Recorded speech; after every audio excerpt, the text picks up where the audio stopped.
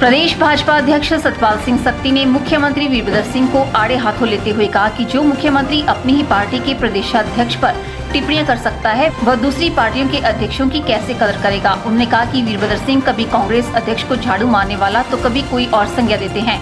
उन्होंने कहा कि गुड़िया मामले पर बेतुके बयान देने वाले वीरभद्र दूसरों को नसीहत ना दे। उन्होंने कहा कि सत्ता में विमुख होने जा रहे वीरभद्र के चेहरे पर परेशानी साफ झलक रही है। यही कारण है कि चुनाव से ठीक पहले जगह जगह बेतुकी घोषणाएं कर रहे हैं। सत्ती ने कहा कि मुख्यमंत्री को पता है कि वह सत्ता में नहीं लौटेंगे। पूरे सिस्टम का वीरभद्र सिंह ने भट्ठा बैठा दिया है। चुनाव के अंतिम साल में ऐसे ऐलान पर मुख्यमंत्री वीरभद्र घटिया राजनीति पर उतर आए हैं। वह खुद को ही मुख्यमंत्री का कैंडिडेट घोषित करने में लगे हैं।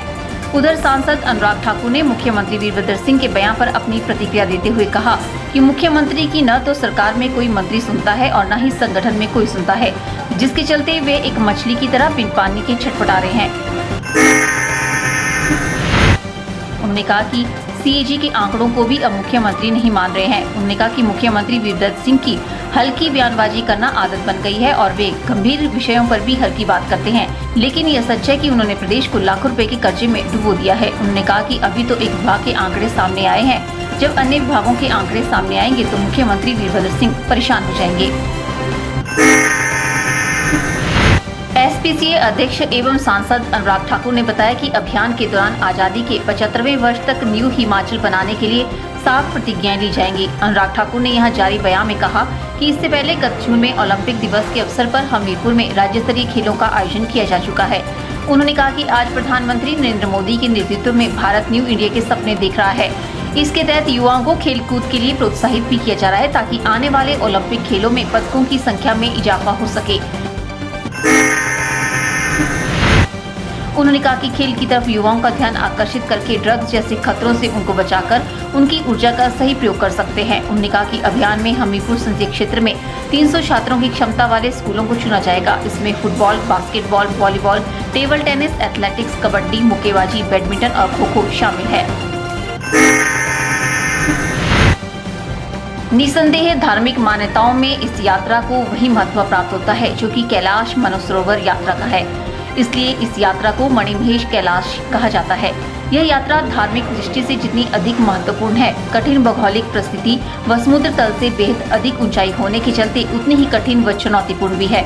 इस साल मणिमहेश यात्रा का आगाज 15 अगस्त को जन्माष्टमी से आरंभ होगा। यात्रा के शुरू होने पर सहूलियतें तो मिलती हैं, पर वह सिर्फ खोखली बातें निकलती हैं।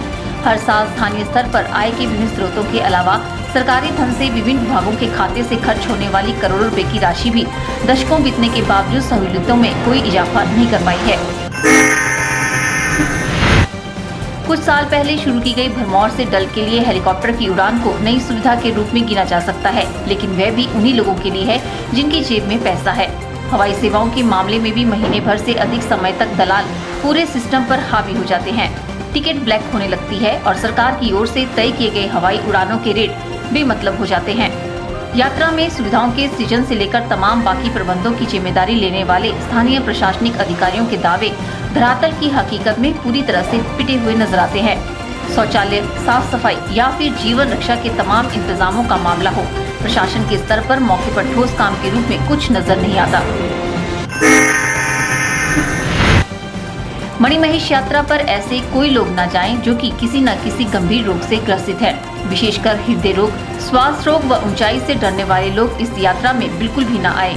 इन बातों को नजरअंदाज करने वाले लोगों को यात्रा के दौरान गंभीर समस्याओं का सामना करने के लिए मजबूर होना पड़ सकता है। एडीएम भरमौर का कहना है कि गंभीर रोगों से ग्रस्त लोग अगर इस यात्रा में आते हैं तो उन्हें भारी कठिनाइयां पेश आएंगी। ऐसे में बेहतर है कि ऐसे लोग यात्रा में न आए। हादसा NH-21 पर 7 मील नामक स्थान के पास हुआ है। मिली जानकारी के अनुसार चलती गाड़ी पर पहाड़ी से अचानक बड़े बड़े पत्थर आ गिरे और गाड़ी को अपनी चपेट में ले लिया। गनीमत यह रही कि गाड़ी मालवाहक वाहन और पत्थर इसके पिछले हिस्से पर गिरे। पोल्ट्री फार्म की इस गाड़ी में मुर्गों को ले जाया जा रहा था और हादसे के कारण दर्जनों मुर्गों की मौत हो गई है। वहीं गाड़ी में सवार 3 लोगों को हल्की चोटें आई है। पत्थर गिरने के कारण गाड़ी सड़क से बाहर हो गई, लेकिन एक अन्य पत्थर की रो के कारण सड़क से नीचे गिरने से बच गई, अन्यथा कोई बड़ा हादसा हो सकता था। पुलिस ने मौके पर पहुंचकर मामला दर्ज कर लिया है। बता दें कि 2 दिन पहले ही चलती कार पर हड़ोगी मंदिर के पास पत्थर गिरे थे, जिसमें 3 पर्यटक घायल हो गए थे और अब 7 मील के बाद इस प्रकार का हादसा पेश आया है। डलहौजी की बनीखेत में प्रेस वार्ता को संबोधित करते हुए गद्दी संगठन के प्रदेश अध्यक्ष कैप्टन नरेंद्र टंडन ने भी रोष जताते हुए चेतावनी दी है कि मुख्यमंत्री अपना बयान वापस लें, वरना समुदाय के लोग उनका घेराव करेंगे। वहीं राज्य भर में पुतले फूके जाएंगे। टंडन ने कहा कि मुख्यमंत्री वीरभद्र सिंह ने भाजपा अध्यक्ष पर टिप्पणी करते हुए कहा कि अध्यक्ष तो गद्दी सभा के भी होते हैं, जिससे मुख्यमंत्री की समुदाय के प्रति संकीर्णता नजर आती है। प्रदेश अध्यक्ष ने कहा कि प्रदेश के 6 मर्तबा मुख्यमंत्री रहे मुख्यमंत्री वीरभद्र सिंह द्वारा समुदाय पर तंज कसना अशोभनीय तथा निंदनीय है। प्रदेश में करीब 10 लाख मतदाता गद्दी समुदाय से संबंध रखते हैं। टंडन ने कहा कि प्रदेश सरकार की लच्चर कानून व्यवस्था का विपक्ष द्वारा पर्दाफाश करने को मिले जन समर्थन से मुख्यमंत्री बौखला गए हैं और अनाप शनाप बयानबाजी कर रहे हैं, जबकि उन्हें अपने पद से त्याग पत्र दे देना चाहिए। आज का जो हमारा विषय था वो माननीय मुख्यमंत्री वीरभद्र सिंह द्वारा जो गद्दी समुदाय पर उन्होंने टिप्पणी की है उसके केस में था। उन्होंने हमारा जो गद्दी समुदाय है वो काफ़ी रिच कम्युनिटी में आता है।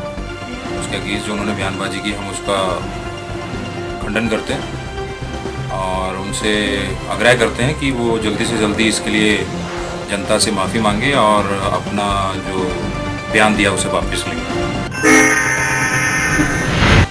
मैं अपने गद्दी समुदाय के लोगों से अपील करना चाहूँगा और विनती करना चाहूँगा कि आप अपने अपने गांव में खड़े होकर या अपने अपने गांव में प्रतिनिधियों को आगे लाकर इस बात का जोरदार तरीके से खंडन करें कि भाई जो माननीय मुख्यमंत्री जो इतने 6 बार के मुख्यमंत्री हैं वो इस प्रकार की बातें हमारे कम्युनिटी के अगेंस्ट बोल रहे हैं, तो उन्हें तुरंत किसी समय का इंतजार न करते हुए तो इस बात को खंडन कर देना चाहिए और अपना जो शब्द है उसे वापस ले लेना चाहिए। और मैं अपने जितने भी विधायक हैं यहाँ पे जिला चंबा और जिला कांगड़ा के, मैं उनसे भी विनती करना चाहूँगा कि इसको अपने लेवल पर इस बात को उठाएं। उन्होंने एक विशेष समुदाय के अंगेंस्ट उन्होंने बातें कही हैं, वो एज ए मुख्यमंत्री तौर पर रहते हुए वो बातें सही नहीं।